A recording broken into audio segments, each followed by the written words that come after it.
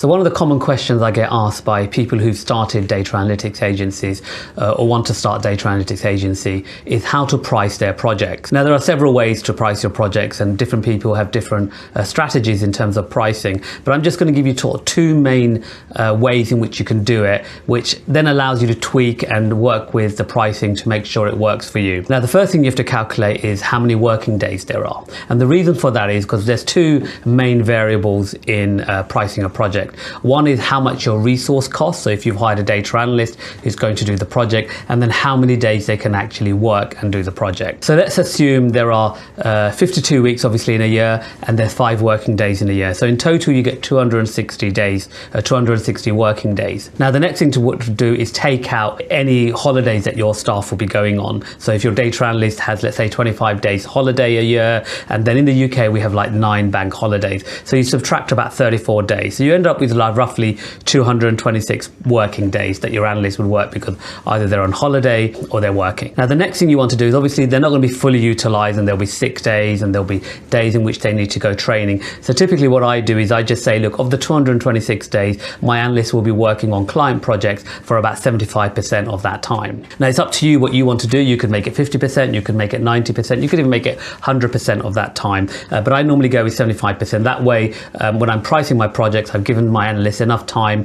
if they're sick, if they want to go on training, if they want to do internal meetings or other things that will hopefully keep them motivated and you can retain them. So 75% of 26 days is approximately 170 days. Okay, so what you then do is you take your salary of your data analyst and you divide it by 170 days. So let's say I pay my data analyst £50,000 a year, okay, and he's going to work roughly, or she's going to work roughly 170 days of a year. So what that comes to approximately is about £295 per day. Basically they're costing me £295 per day, so therefore I need to make that money in order to cover their salary. So at a minimum you're going to be charging your clients £295 per day. Now obviously that's not your only cost, okay, so you've got other costs like your office, potentially tax that you as an employer have to pay, training that you need to pay for your analyst, you may offer them free lunch, you may offer them other benefits and stuff. So what you might want to do is say, look, if it's 295, I'm going to assume there's another £295 of cost, and then finally you've got to think about your profit, because there's going to be a lot of effort going into getting new business, managing the team. So if you're doing that, okay, you're not charging yourself out to clients, or if you have a new business person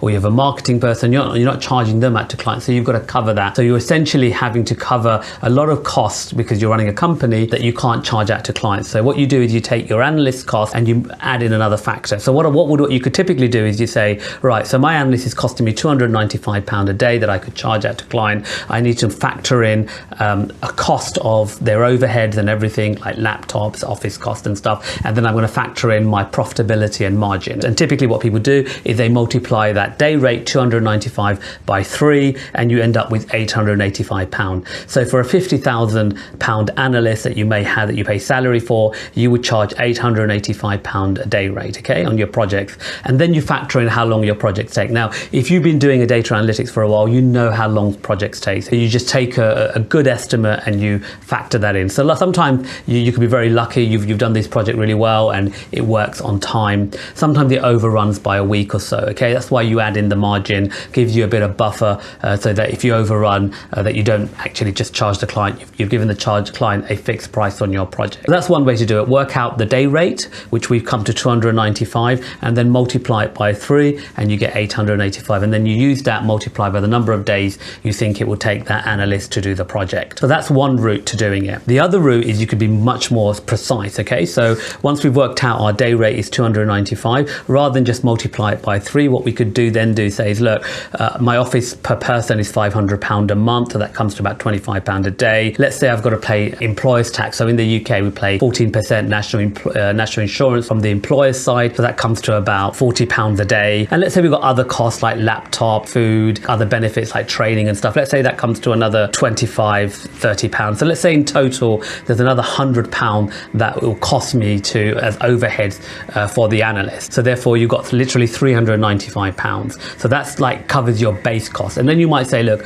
I'm going to add a margin on that, and that margin again is up to you how much you think you can afford to add on. So if you wanted to add 100% margin, that's double the cost. So you'd go from 395 to 790. You can add a 50% margin, 20% margin, margin, 60% margin. It depends on how you want to price your project, but that's the sort of framework in how you can do it. So just to recap, work out how many working days there are in a year minus any holidays, and then sort of work out how many realistic days the analyst will be working on client projects. So in our example, we went from 260 working days minus 34 days of holiday, bank holidays. That comes to 226. We then times it by 75% because we feel the analyst is only going to be working 75% of the time. And then you got one route where you just multiply it by 3 and get your day rate, or a more precise route where you work out the exact cost, add it onto the cost of the day rate of the analyst, and then add a margin, whether it's 100%, 50%, even 200% if you feel that's what your services are worth. Okay, so that explains how you should